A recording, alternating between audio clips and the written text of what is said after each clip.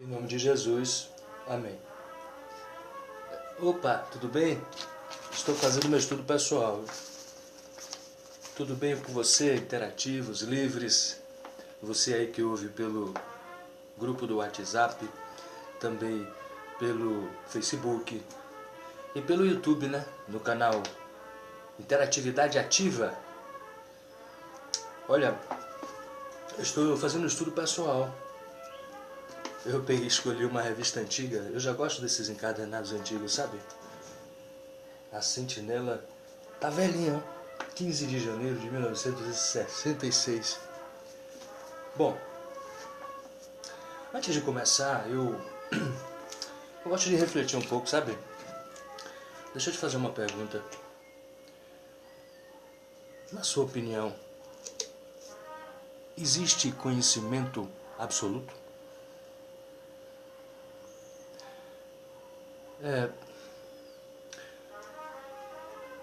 O filósofo alemão Nietzsche, ele disse que a expressão conhecimento absoluto é contradictio adjecto, se é que eu falei o latim correto, contradição de termos. Por que conhecimento absoluto é contradição de termos? Veja, conhecimento vem de conhecer. Conhecer é um ato contínuo, continuado. Concorda comigo? Porque veja só, cada vez que a gente conhece uma coisa, seja uma pessoa, um objeto, uma paisagem, um animal, uma cidade, um livro, uma doutrina, o que for, a gente sempre descobre que tem mais a aprender. Ou seja, o conhecimento ele é contínuo, não tem fim. Então ele não pode ser absoluto, não é verdade? Não existe verdade absoluta. Para você ter uma ideia, observe só, os cientistas, os médicos, os sociólogos, os filósofos, eles sempre estão mudando os seus conceitos, não é verdade? Eles mudam o tempo todo suas verdades. Observe, não existe verdade absoluta. Na realidade, eu nem gosto de chamar de verdades de cada um. Eu gosto de chamar de hipóteses de cada um, já que muda sempre. Você já mudou alguma verdade sua? Eu muitas vezes. Sabe,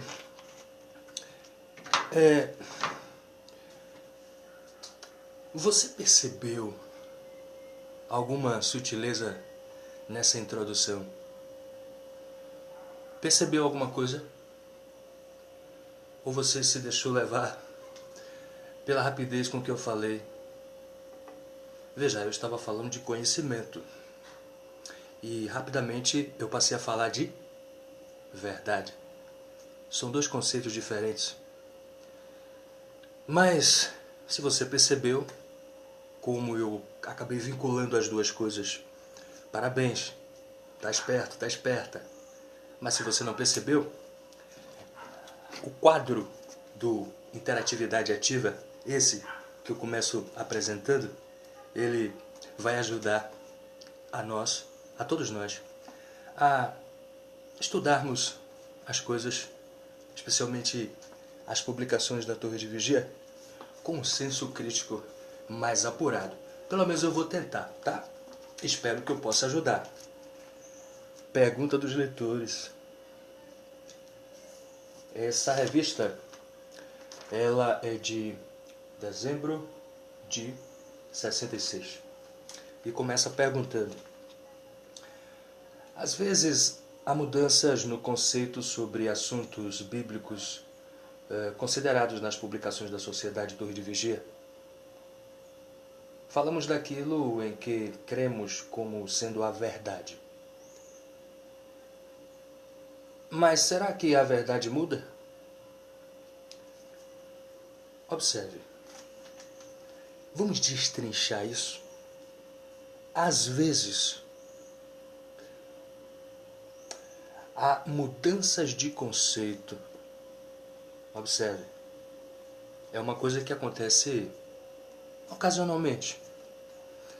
Não todos os dias, não todos os meses, não todos os anos, mas de vez em quando. Às vezes acontece mudança de conceito, mudança de ponto de vista. Sobre o quê? Sobre assuntos bíblicos. E ele disse que esses assuntos são considerados em revistas como essa. Observe bem, ele disse que eles falam daquilo em que eles creem. Tá vendo? Falamos daquilo em que cremos como sendo, aí ele colocou aqui entre aspas, como se estivesse destacando essa palavra de algum texto ou de algum outro livro, a verdade.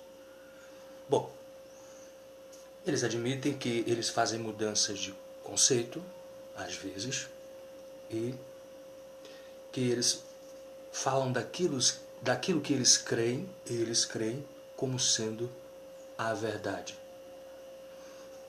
Antes de dar continuidade, vou fazer de novo a pergunta. Existe verdade absoluta? Existe sim.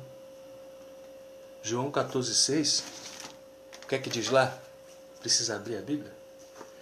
Jesus disse aos discípulos: eu sou o caminho, a verdade e a vida.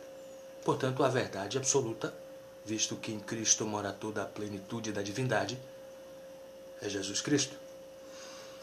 Bom, depois disso, eu gosto de, ao ler essas publicações, verificar os textos que são mencionados. Observe, 2 Pedro, capítulo 2, Romanos, capítulo 11, Provérbios, capítulo 4 e outros textos.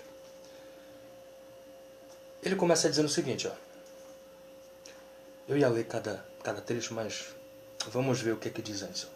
Realmente é a Bíblia que fala de crenças que estão em harmonia com as Escrituras como sendo a verdade.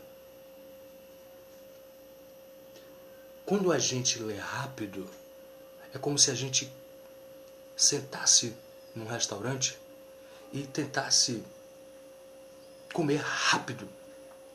A gente, obviamente, vai comer muito. Mas será que aquilo vai digerir bem?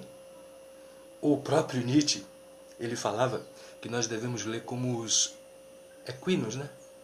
Nós devemos ruminar, mastigar cada palavra, porque é aí que está a sutileza da coisa. Como diz o ditado, o diabo está nos detalhes. Observe bem, realmente, ele está usando isso aqui para vincular o primeiro parágrafo com o segundo. Está afirmando que a Bíblia fala de crenças que estão em harmonia com as Escrituras. Observe, crenças aqui no primeiro parágrafo se refere às crenças pessoais deles, que eles chamam de verdade, ou de a verdade, não é mesmo? E aqui agora ele está dizendo que a Bíblia está dizendo que crenças devem estar em harmonia com a verdade, nossas crenças em harmonia com a verdade, ou as crenças deles em harmonia com as Escrituras. 2 Pedro.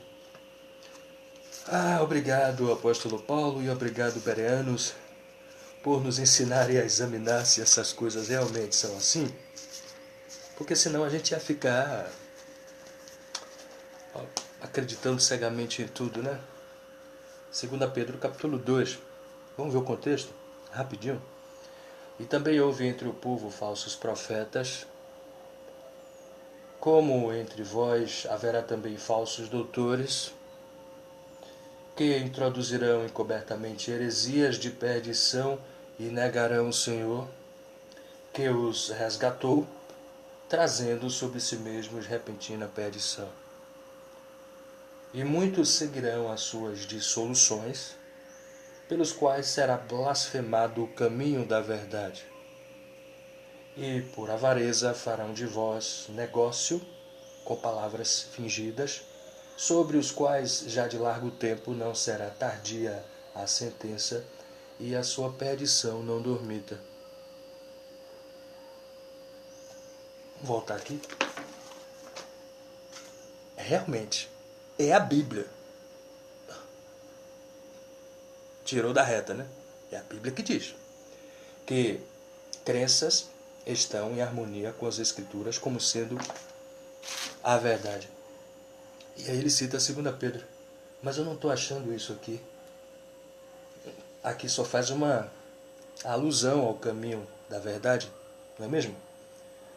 Que falsos doutores e falsos profetas, com as suas heresias,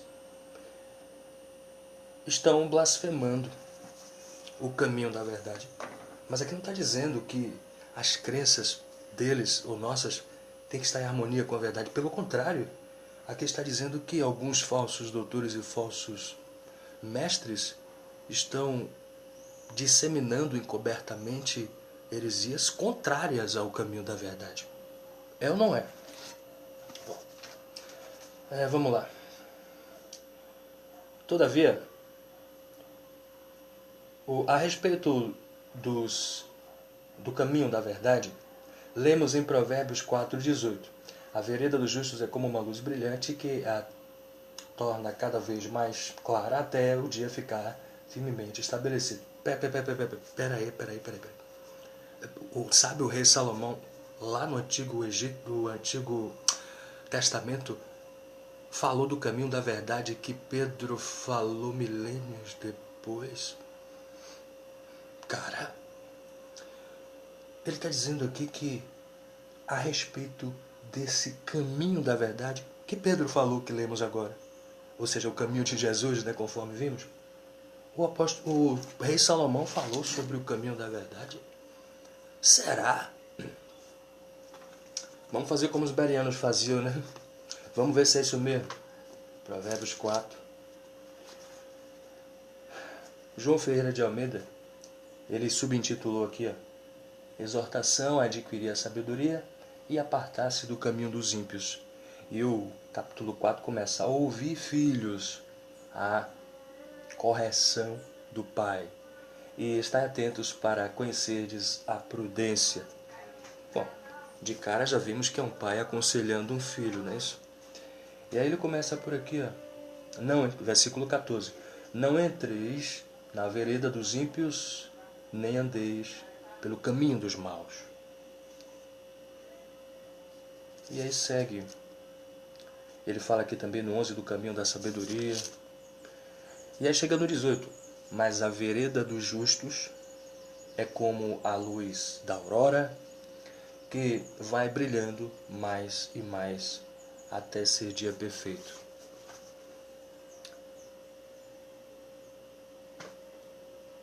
De novo, né? Vamos ver. A Bíblia, em Provérbios 4,18, falou a respeito do caminho da verdade. Você está vendo o sábio rei Salomão falar aqui que esse caminho aqui é o caminho da verdade? Ora, mas o cristianismo ainda nem existia e os judeus nem criam nesse Jesus que Pedro falou como o Messias? É tão simples a Bíblia. Ela mesma é simples. É um conselho de um pai para um filho, dizendo para ele evitar o caminho dos ímpios e seguir a vereda dos justos. E ele fez uma analogia. Ele comparou a vereda dos justos como a luz da aurora. O sol, que começa com aquela luz fraca, difusa logo pela manhã, cedo, né? E aí vai brilhando mais e mais até quando o dia está firmemente estabelecido. É isso. Simples assim. Aí tem, viu? Porque essa mudança de... Vamos lá. Assim, essa luz tá forte, viu? Aqui, ó. Não sabemos tudo o que se deve saber. Obviamente. Com efeito, até mesmo quando começar o sistema de coisas do Armagedon, não saberemos tudo. Ninguém sabe tudo. É impossível. E isto é indicado pelo que Paulo escreveu em Romanos 11:33. Eles já gostam de ficar fazendo isso, né? Vai lá, vem cá, vai lá. Vai no Velho Testamento, vai no Novo. Vamos ver o que diz Romanos 11:33, né? É bom ler a Bíblia, né? Olha, 11:33. O apóstolo Paulo começa falando aqui, ó, o subtítulo de João Ferreira de Almeida é o futuro de Israel. Aí ele começa falando que ele é fariseu da descendência de Abraão, da tribo de Benjamim. E aí vai seguindo, né? Falando sobre os ramos enxertados e tal. E quando chega no 33, tem um subtítulo aqui, ó, hino de adoração. Eu gosto de ver esses subtítulos porque às vezes ele resume tudo que tem, né, no trecho. Ó profundidade das riquezas, tanto da sabedoria como da ciência de Deus. Quão inescrutáveis são os seus juízos e quão inenarráveis os seus caminhos. Por quem compreendeu o intento do Senhor? Ou quem foi seu conselheiro? Tá, isso quer dizer que... Quer dizer nada, já está dizendo aí, não precisa explicar nada. Aliás, eu esqueci de dizer que esse quadro não é para ensinar a Bíblia não, tá? A Bíblia não precisa de ensino. O Espírito Santo, Consolador, é que ensina a Bíblia. E nós estamos apenas fazendo um estudo pessoal, tá? Vamos lá. Os conhecimentos e a sabedoria de Deus é inescrutável e inenarrável, já está escrito ali. Não tem como saber tudo. É de se esperar então que às vezes haja mudanças de conceito. Não, você acha que só por causa disso que você me explicou agora, então eu tenho que aceitar as suas mudanças de conceito como sendo a verdade? Sério mesmo? Você está subestimando os livros e os interativos, hein? Vamos lá. Nossa crença básica pode ser sólida a verdade bíblica? Nossa crença? Toda hora eles dizem que crença deles, né? A crença deles pode ser sólida a verdade bíblica. Continuando aqui, ó. Mas talvez haja pormenores que não compreendíamos inteiramente no passado, que nós não compreendíamos. Peraí. Eles têm crenças pessoais, que eles tentam harmonizar com a verdade da Bíblia. Olha só. E eles tentam compreender as coisas, né? Com a mente deles mesmo. Louvável. Vamos lá. Com o tempo, com a ajuda do Espírito de Jeová, obtemos o esclarecimento